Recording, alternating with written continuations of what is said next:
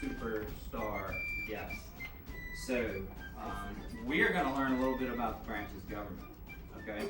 But I am bringing in one of my favorite people in the world to help us do that, okay? So Adrian, can you shoot our guest a text and see if he's available, because he is a busy man. President Trump. He's cooler than President Trump. Alright, so hopefully he gets the text. And, hey! Hello there, John. Hello there, Adrian. How are you? Where am I today? Look at this classroom full of kids. Where did you bring me today, John? You guys want to help him out? Yes, I will help him. Where are we? Yes, Wow. Well, thanks for having me today, guys. My name is Ben Franklin, and I am very excited to be with you today. And today I'm going to tell you guys a little bit about myself, and then we'll do a quick lesson about the branches of our government, and then we'll have a super fun question and answering period. What do you guys think of that? Yes. All right. I love the enthusiasm, John. This is another great class. As always, you bring me to the greatest kids. All right, kids. Well, I was born in 1706 in Boston, Massachusetts. Does anyone know where Boston, Massachusetts is? Is that north or west or east? Where is it? Raise your hand. Who's got a guess? Go ahead. And, right in the front, the pink and the red shirt, I think. You. I can see you. Ben Franklin sees everybody.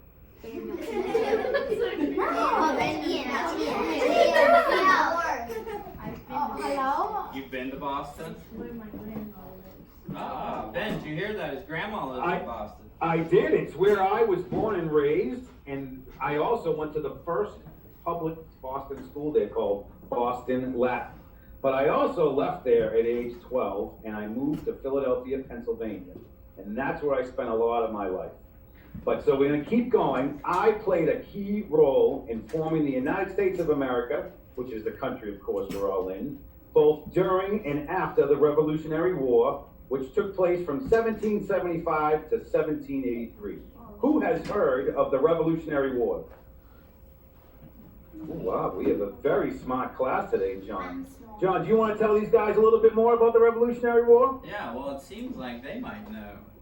Who wants to share a little bit with me about the Revolutionary War? All the hands go down.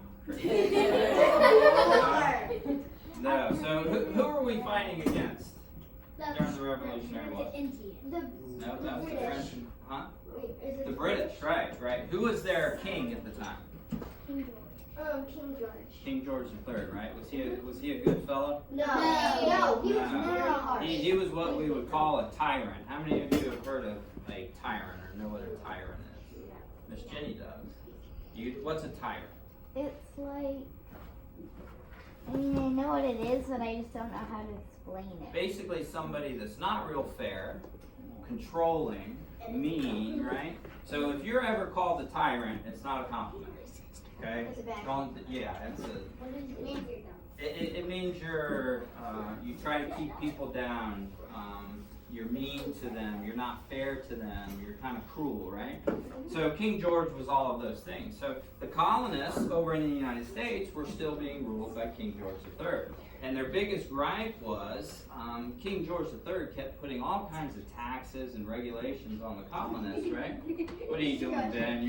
You got that itchy no, nothing. Sometimes when you talk a lot, John, I get itchy here in my clothes. Sorry. Go ahead. Keep teaching.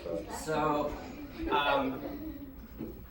Ben, you got me messed up. So, I'm sorry. That's all right. King George was taxing, right, all the colonists, and the issue that we had was we didn't have any representation in the government, right? We had absolutely zero say in the British government. Now, does that sound fair?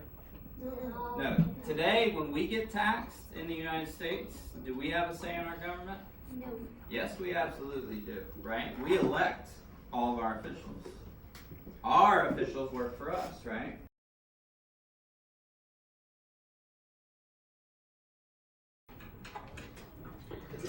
I am here, Adrian. How did the time go with the worksheet? It went awesome. We are ready for some question and answer time. I am ready to answer all of the children's questions. So who wants to go first? All right, let's go from front to back. How about the young lady with your hand up in the front behind the water bottle next with the little, right there. No, sweetie, turn your head, turn back around. John, you're going to have to help me by picking them up because I Ellie. Go ahead. You like cracking your butt? Do I like what? You like cracking your butt? I do, actually, because my clothes are wool, and John has refused to get me a new suit. So I'm wearing this old wool suit that makes me scratchy. Sorry. Who's next? Go ahead, right in the front row. Are you dead? I am not dead. I am 313 years old, and I am living in Independence Hall in Philadelphia. And when I first came back, I had big plans of going all over the place, and I was going to go to Disney World, but John keeps me in Independence Hall writing stuff for children on U.S. history. It's very, very sad, but one day I hope to get out. How about way in the back? Megan? In a white t-shirt, Yep. in the corner. What's your favorite food? Oh, that's a good one. Ooh. What's my favorite food? Yep. My favorite food, easily, is ice cream. I love ice cream. And it's not, you shouldn't eat it too much, but every now and then, Ben Franklin likes to eat his ice cream. I ate ice cream for dinner yesterday. I don't know. So fun. All right, let's go right here. You haven't been too chatty today. What's your question? Are you immortal since you're 346? Well, just like Tony Stark cannot tell you the secrets of Iron Man, I cannot tell you the secret of Ben Franklin, unfortunately. But needless to say, I have been sent here to entertain you children while teaching you history. That's the secret. Miss Anderson, if you want to call him. Okay, Isabella? What was the hair like in 1986? What was the what like? Hair like. Oh, Ben. What was Yes. What was people's hairdos like in the 80s? In the 80s, people's hairdo were all over the place. They spiked them up with hairspray. Some of them wore them in crazy mohawks, but as you can see from my flowing here, from my time period, back in the 1700s, we mostly kept our hair long, and we dressed like I am dressed now. One of the reasons why I dress like I do is because when the Revolutionary War was going on, I went to France to try and talk people to stop fighting, and I learned about fashion while I was there.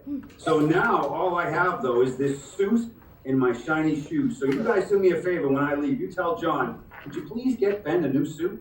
Thank you. All right, I'll get him something new. Caden? Did they have air conditioning back then? No. Unfortunately, they did not have air conditioning back then, and when it got hot, it would get really hot. But one of the things that I used to like to do is get dressed down into my shorts or bathing suit, and I would actually sit outside and take what I called an air bath, because I knew that playing outside and getting fresh air was much better for you than video games. I'm playing. Wait, you had Who's- video games back then? Me. Daniel. What's your name? What's your full name? Mm-hmm. My full name is Benjamin Franklin. I actually do not have a middle name. Many people don't know that and think I do have a middle name, but I do not. I am just Benjamin Franklin. Yeah, the last name is Franklin. I'm a mannequin. I'm a mannequin.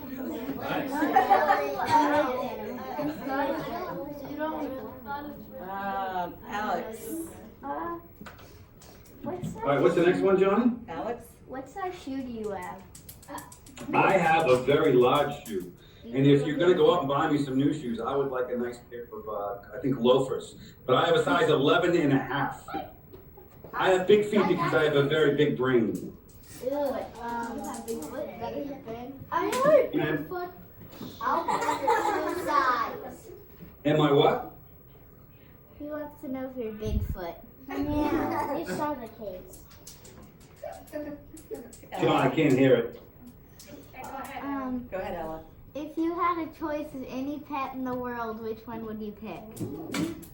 Any what? Pet. Pet. If you had John, one more time. Yeah, if you had your choice of any pet in the world, what would it be? Oh, pet. I'm sorry. I couldn't hear pet. Oh, if I had my choice of any pet, I would have a giant pet turtle, and his name would be Shelly. And I'd take him for walks and stuff. Everyone would say, "What is that?" I'd say, "It's my pet turtle, Shelly." It'd be a great conversation piece. But I love dogs and cats and all animals. Okay, Anna. Do you have any children? I have two. I had two boys, and one of them I didn't get along with, and one of them I did, due to the fact that he had different politics than me. But in the end, we all made up, and we lived happily ever after. There's a great book called The Other Son of Ben Franklin that when you get older, you should read. Who hadn't got a chance to ask a question but once? Caden? Not very good. Stage fright. Hey, Ben. Yes, sir. This is always a good one. It's probably my favorite question that gets asked to you. Did you have any brothers and sisters? Well, you know, John, I actually had 15 brothers and sisters. I was the 16th. Do you want to hear all their names? Yes. All right. Yes. I had Ebenezer, Thomas, James, Samuel, John, Josiah, Peter, Joseph the First, Joseph the Second, Lydia, Ann, Hannah, Elizabeth, and Mary. And we all only had one bathroom. Can you imagine getting ready in the morning, how difficult it was? Yeah. So, any more questions for Ben? No? How many of you would like to have Ben come back and maybe we could do something else for you guys? Oh, hey Ben. Yes. I regret to inform you, but I have signed a contract with George Washington, and he's going to be joining you. Well, hold up. I never approved of George Washington. I am the most famous, popular, and might I say, good-looking and humble founding father. I never approved of this George Washington. Yeah, but here's the good thing, Ben. He's getting paid with $1 bills, and I'm going to start paying you with the 100, all right? I guess that will make things all right, but watch your cherry trees around George Washington. He may chop it down. Alright, well, Ben, can we give Ben a round of applause and tell him thank you for coming? Alright, we appreciate it, Ben, and we hope to have you back here at Gemini Elementary, so. How was his coffee? Kids, it was so great to come here and teach with you today. I had a blast. You guys were fantastic. I hope you guys have a great rest of the day, and I hope to see you again soon, okay? How was your coffee? How was your coffee? Bye, Was your Ben. coffee good? My coffee was delicious. Bye, guys. Bye.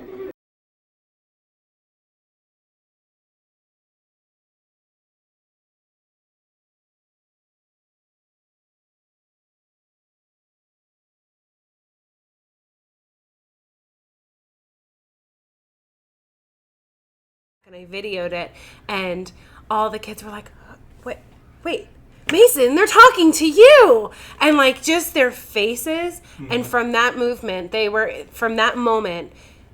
in our class for about an hour, hour and 15 minutes. They didn't move. Like they sat in their seats, they were engaged, they were asking questions. It was amazing.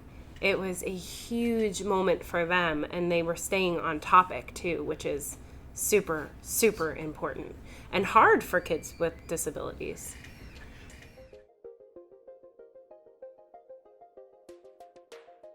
I've been teaching for 8 years, and I've had a self-contained class for 7 of those years, and I've had this class specifically for 3 years in Florida.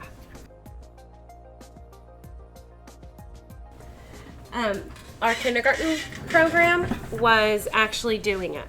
So I don't know if they reached out to our principal or the principal found the program. I'm not sure how it got there. But the principal came up to me and she said, there's this really awesome program and I think your kids would really enjoy it. So we sat down and we were talking and they were showing us what it is, and the structure and what they're going to be talking about. And I asked if my class can be on their own instead of joining another kindergarten class. And I'm very grateful I did, because it was the most impactful experience for my students I've had all school year.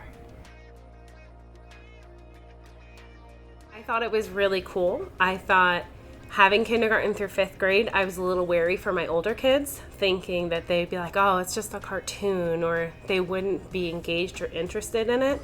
So trying to figure out how to engage them.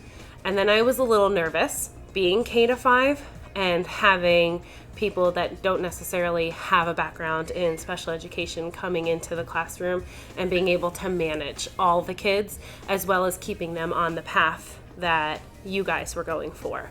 And honestly, it was easy. Everybody that came into the classroom, they worked well with my kids. They partnered up with the kids. The kids were very well behaved. They were so interested. They were glued to their seats. They didn't want to leave the screen. We did some background knowledge before about Ben Franklin, so I really front-loaded them with some information. So when it came time to ask questions, I would just bring up a topic like, a firefighter, remember the firefighter? And then they would remember that we read about Ben Franklin opening up the firehouse and those sorts of things, and they were able to generate their own questions based on a simple prompt.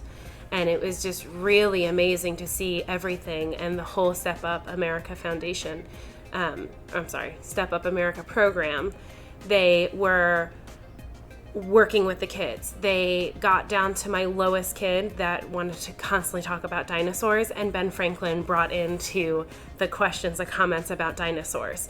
So anything that my students threw at them, they were able to tie it back to the content that they were teaching and keep them engaged and interested. And it was just flawless for being kindergarten through 5th grade.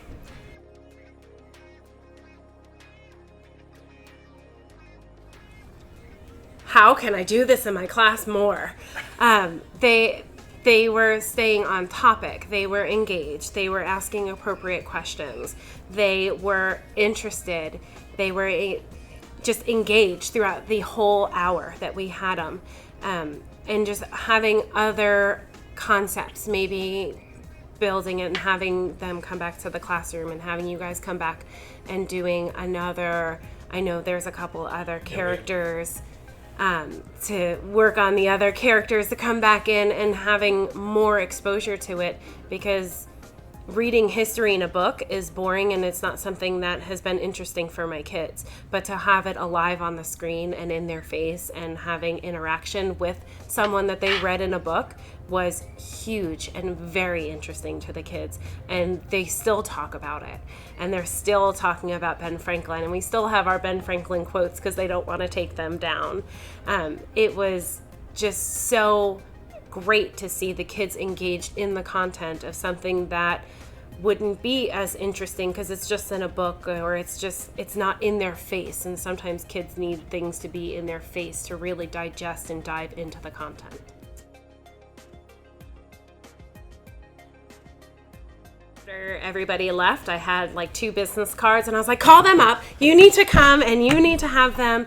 And if it can work in my K to 5 class, it can work in a 5th grade class. Ben Franklin can work in a 4th grade class. It worked well in a kindergarten class. Our 1st grade class, if they're squirrely kids that teachers are hesitant about, I can tell you that this program works for that class. It was one of the best experiences we had. It was like going on a field trip, but never leaving the classroom, which was nice because especially having an ESC class, it's hard to go on field trips. It's hard to go and join another grade level, and then you have a lot of parents that aren't comfortable depending on their disability. But for us to be able to stay within the classroom and have an hour of something that was so interesting to them, it was better than a field trip that we could have gone on, and we didn't even have to leave our classroom for it. And I got to sit and enjoy it with the kids instead of having to run it and do everything up front. Everybody with the program was so amazing, and everything was set up and facilitated that I got to enjoy the program with the kids, and I didn't have to stand in front of the seat. I didn't have to worry about behavior because there was no behavior.